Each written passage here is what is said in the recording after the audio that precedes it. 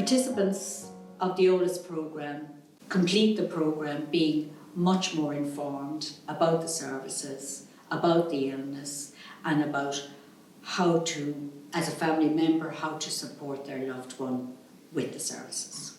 We were always looking for some answers to questions that we had as parents, and it was just, we came across it when it was just starting, and it really had, particularly with the use of the book and all the other carers were there in the room with us, plus the way it was so professionally done, it helped us to be at ease with the illness that our adult sons have. The EOLAS programme, because of how it's set up, I think it gives people an opportunity to see their own strengths. It gets them to look at, all the ways they're coping with everyday life, and that things really are probably not as bad as what they thought, and it does lift that hope. Facilitating and participating in an EOLAS programme brings home to the participant the value of their own lived experience. How the knowledge that they have, the knowledge that I have as a family member, and the knowledge that a person using the service has, is such a resource to the services.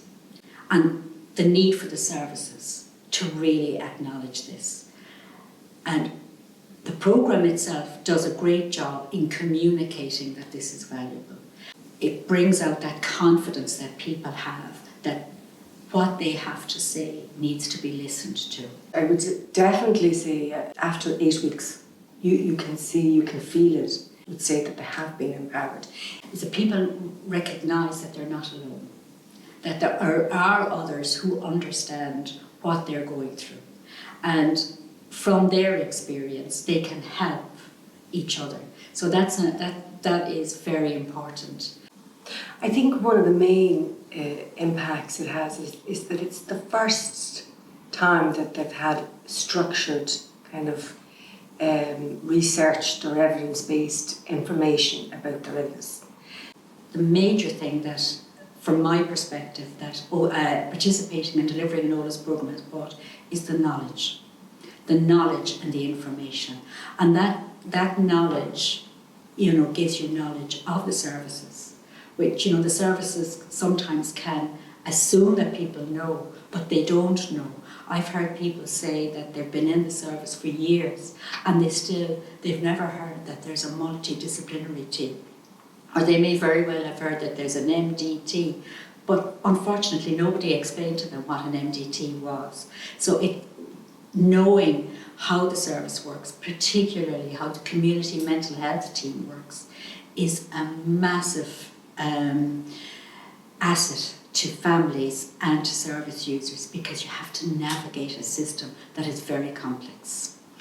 A lot of the learning that happens within the EOLAS group doesn't come from the front, doesn't come from the co-facilitators. A lot of the learning can happen between the family members and between the service users as well in that group.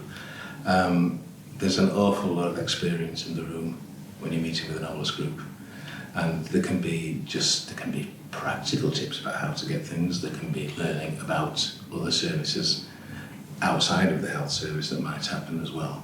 But there can also be a real modelling about a different attitude to take toward the situation that they're in. You learn a lot about medication, which I think is really good to know. When they talk about the medication, they do go into the effects of them and what can happen. Like, they do get really tired from the medication, so you kind of get a bit more compassion then, because you understand it a bit more, that that's not because of them, it's because of the tablets that they're on. I've already mentioned knowledge and information. That's massive, as well as knowing about the service and how it operates, understanding what different diagnoses are, how a diagnosis is reached, what the treatment available is, what the side effects of various treatments are, understanding what recovery is. And recovery, while medication has a huge part to play and has, a pivotal role to play, it's not the be-all and end-all in terms of helping an individual towards recovery. There is, you know, the recovery principles of having somewhere to live, of having someone to love, of having something to do are very important, and it helps families and service users to understand that the mental health service, particularly the community mental health team and the multidisciplinary team, are there to support service users with those things as well. The main thing with me as a family member, it taught me a lot about, you know, different emotions that could come up whenever your loved one is going through a hard time or going through psychosis. It allows people to step back from the pressures that are in all relationships and notice that regular dynamics happen as well with people with these diagnoses.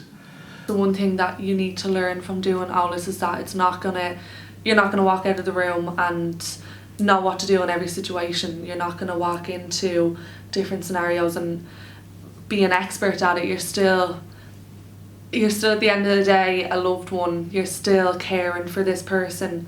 You're still gonna have difficult times, but it does make it easier because it gives you more hope whenever you do EOLAS that there is a light at the end of the tunnel. I would be quite choosy with what I put myself behind in supporting and promoting, and EOLAS would have been the only one that I would have felt, you know, had the integrity and the honesty and really was not addicted, allowed people to just flow onto themselves while the manuals look really heavy, and you know, it is not like that in the delivery as well. It is very self-directed, and people find their own strengths in it. You see from people who've only recently been diagnosed to people who've been in services for years, and you think, why aren't we offering it to everybody? It won't work for everybody. Why aren't we offering it? It's 8 weeks. It's a brilliant program. You go away with a really good information pack. If nothing else, you'll have gained that and the opportunity to speak to people who are in similar circumstances. It'll have started a conversation.